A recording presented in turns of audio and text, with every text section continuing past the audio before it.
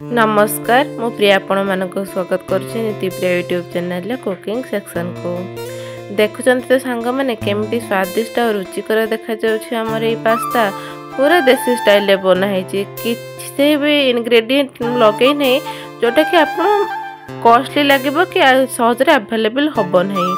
चलतु बनईदबा आमर सहजिया देसी स्टाइल पास्ता को। आज आम कुकर पास्ता बनइबा से मु कुकर को प्रथम गरम कर 2 टेबल स्पून पाखापाखि तेल ऐड कर मुझे सनफ्लावर ऑयल यूज कर तेल यूज करें। मुझे कटा ही रखी पियाज को नहीं आपण मैंने देखिपे निहती मो पियाज टी रफली कटाई माने मोटा मोटा काटी आपण मैंने चाहिए छोट छोट कर काटी पारे किंतु एठी आम पास्ता जल्दी जल्दी जेहेतु बनइबा से पियाज कटार में बेसी समय लगेबा नहीं। देखो मोर पियाज केमी भाजी हो आसलानी एठी मु गोटे चुटकी हलदी नहीं आपण मैंने चाहिए नहीं पारे ना स्किप करें किंतु हलदी तेल टिके कलर आसो आ हलदीटार डाइजेशन भी बहुत दरकार। एबे मु एथिरे टिके काश्मीरी रेड चिली पाउडर भी पकई नउछि पियाज सहित आपको भल भाव में मिसई नहीं टिके भाजी नबा एमितिर यार कलर बहुत भल आसी एबे 2टी मीडियम साइज टमाटो काटिकी रखी मुझेटा को ऐड कर टिके छोट छोट कर देती कहीं बेसी समय लगभग टिके टमाटो को भाजी हाँपाई।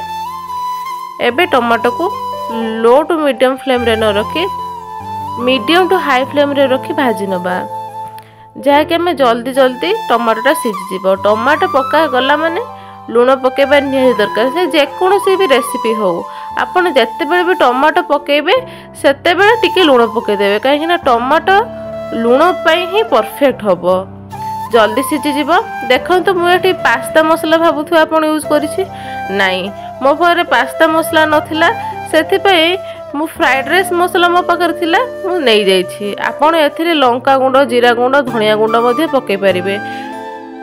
एबे मु कटा ही रखिथिबा गाजर खाली नहीं मु अन्य पनीपरिबा नहीं आपण माने चाहिए कैप्सिकम नहीं पारिथांते बीन्स नहीं पारिथांते आपण माने बंधाकोबी भी नहीं पारिथांते मु सब पनीपरिबा को नहीं आ गोटे रेसिपी पास्तार निहाती आनिबी। देखंतु एठी मेन मसला होची हमर गोलमरीच गुंड मु एठी पॉकेट गोलमरीच गुंड यूज करछि आपण माने गोटा गोलमरीच को भी छेचिकी तार गुंड बनै पकई परिबे। एबे ए सब को भलो भाबरे टिके गोळै नबा मु हाई फ्लेम रे गुडा सब करूची। एबे मु एठी 4 ରୁ 5 ड्रॉप सोया सॉस को नैची आपण मानको स्वाद अनुसार आपण सोया सॉस को नेबे। सोया सॉस टा टिके खटली आपण आनी थाए मते सेति भल लागे।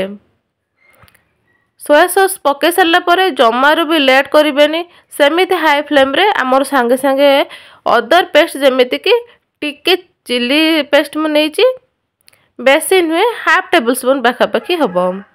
या पर आम ऐड कर नबा टमाटो सॉस को।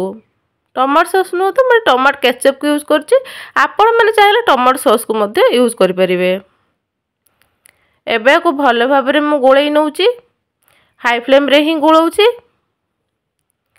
एगुड़ी को भल भाव में गोळै सारा पर मुझे पास्ता नौची देखिपे मु केमिति पास्ता नहीं आपड़ जेकोसी साइज रो पास्ता नहीं पारे मो पाखे एमतीका पास्ता थिला मु एमतीका पास्ता नौची मु देखंतु से सेम ताटिया रे एठी 2 ताटिया पास्ता पूरा पूरी फुल फुल करके नौची कहीं आमर मेजरमेंट कप गुड़े दरकार जमी पास्ता पकेबे सेमिति अनुसार पानी देबे कहीं आम एठी प्रेशर कुकर बनाऊे मु डायरेक्ट पास्ता को एठी पकई देछि आपण माने चाहिए टिके धोईकी पकई देई थांते भेदेबेनी जमारू नहले प्रेशर कुकर रे जते सीटी लगेबा पास्ता पूरा पूरी भर्ता होईकी बाहरिबो।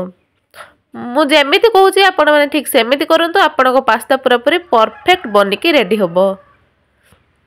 एबे हाई फ्लेम रे 1 मिनिट पाखापाखि पास्ता को भल भाव में भाजी नहीं सारा पर मुझे सेम ताटिया रे पानी नहीं जाइछि आपण गोटे ताटिया गोटे कप 1/4 कप पानी को यूज करेंगे नहले साधा भाषा रे कहबा को गले देखंतु मैं पास्ता नहीं जमीती कि पास्ता गुड़िक पानी रे बुड़ी नहीं सेमितिका पानी आपण यूज करेंगे पास्ता गुड़ाक जमी बाहर को देखा जाऊथबो आपण देखि पारुथबे निहाती सेमितिका आपण पानी यूज करेंगे आपणकर पास्ता पूरा पूरी परफेक्टली बनिकी रेडी हो। एबे को केवल टिके फुटला जाए किंबा 1 मिनिट जाए टिके हाई फ्लेम रे रखी नहीं तापर टिके धनिया पत्र पकई नउछि। आपण माने चाहिए धनिया पत्र पकई भी पारिबे न पकई भी पारिबे। एबे आ जमारे भी लेट करबानी पास्ता को टिके गोळेई नबा। गोळेई नहीं कि तुरंत आमे ढांकुणी लगे हाई फ्लेम रे 1 सीटी जाए ताको छाड़ीबा। 1 सीटी रो जमारो अधिक छाड़ीबेनी। हाई फ्लेम रे 1 फुल सीटी नहीं ताको पूरा पूरी रेस्ट रे छाड़ी देबे 5 मिनिट जाए। देखंतु मोर एटी 1 सीटी मारी नहीं थिला आ 5 मिनिट परे मु ढांकुणी खोलुची। देखि पारुथिबे पास्ता टी पूरा पूरी परफेक्टली बनि जाईची। मु आपनको चामच साहाय्य देखौची मो पास्ता जमारो भरता है नहीं खिला खिला परफेक्टली ही बनिची। देखो देखि पारुथिबे एठी टिके टिके अल्प पानी अछि। जमार भी व्यस्त हेबेनी एमिति टिके गोळे नहीं आको केवल आउ 5 मिनिट पे सेमिति ढांकुणी लगे छाड़ी नेबे। पानी गुडी को पूरा पूरी अब्जॉर्ब करि नबो। आपन जदि पानी दरकार सेमिति भी खाई परिबे। देखो तो खूब कम समय रे आ स्वादिष्ट पास्ता हमर केमिति बनि जाईछि।